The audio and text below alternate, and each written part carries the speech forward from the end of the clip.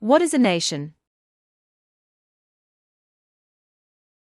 The attempt to formally define the nation as a political concept dates back to 1882 when French philosopher and historian Ernest Renard published his seminal essay titled, What is a Nation? In this essay, Renard defines the nation as a large-scale solidarity constituted by the feeling of sacrifices that one made in the past and of those that one is separated to make in the future. Bangsa, upaya untuk secara formal mendefinisikan bangsa sebagai sebuah konsep politik berawal pada tahun 1882 ketika filsuf dan sejarawan Prancis Ernest Renard menerbitkan esai yang berjudul Apa itu Bangsa?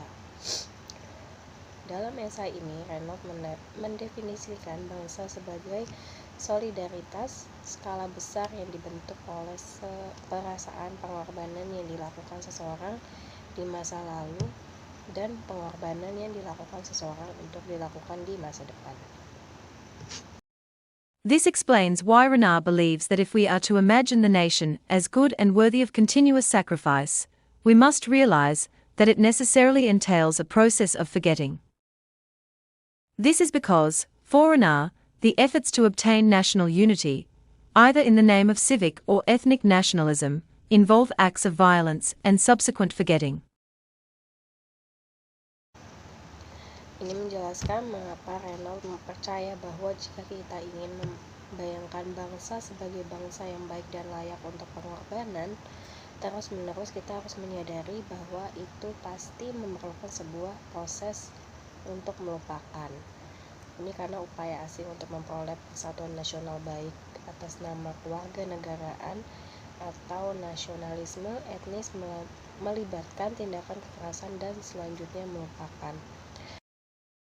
Based on the initial conception of a nation developed by Renard, scholars have come up with a more formal definition of a nation, namely, a community of people formed on the basis of a combination of shared features such as language, history, ethnicity, culture, and territory. Berdasarkan konsepsi awal bangsa yang dikembangkan oleh para sarjana, Renard telah muncul dengan definisi yang lebih formal tentang bangsa, yaitu komunitas orang-orang yang dibentuk atas dasar kombinasi ciri-ciri bersama seperti bahasanya, sejarah, etnis, budaya, dan wilayah. Put differently, a nation is the collective identity of a group of people understood as defined by language, history, ethnicity, culture, and territory. And for this reason, a nation is generally more overtly political than an ethnic group.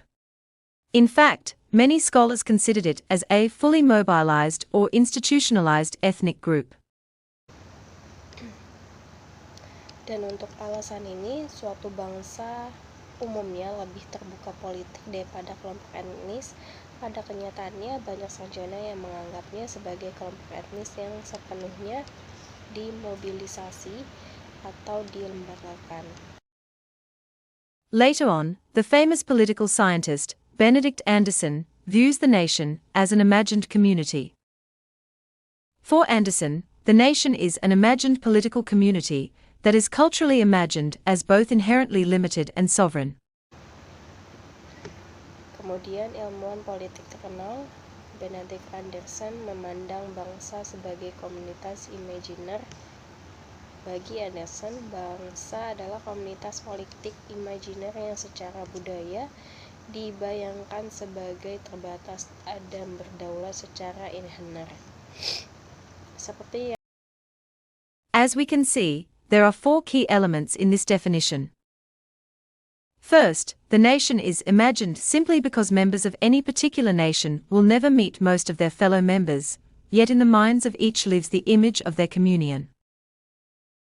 Second, the nation is imagined as limited because it has finite, yet sometimes elastic, boundaries, beyond which other nations lie.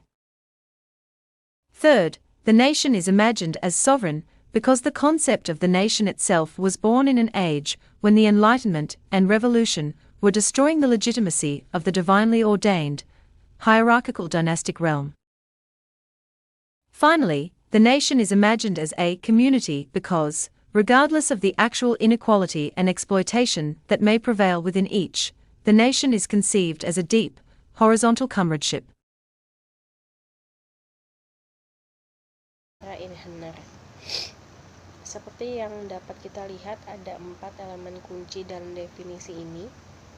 Pertama, bangsa dibayangkan hanya karena anggota suatu bangsa tertentu tidak akan pernah bertemu sebagian besar sesama anggotanya, namun di benak masing-masing meninggalkan citra persekutuan mereka.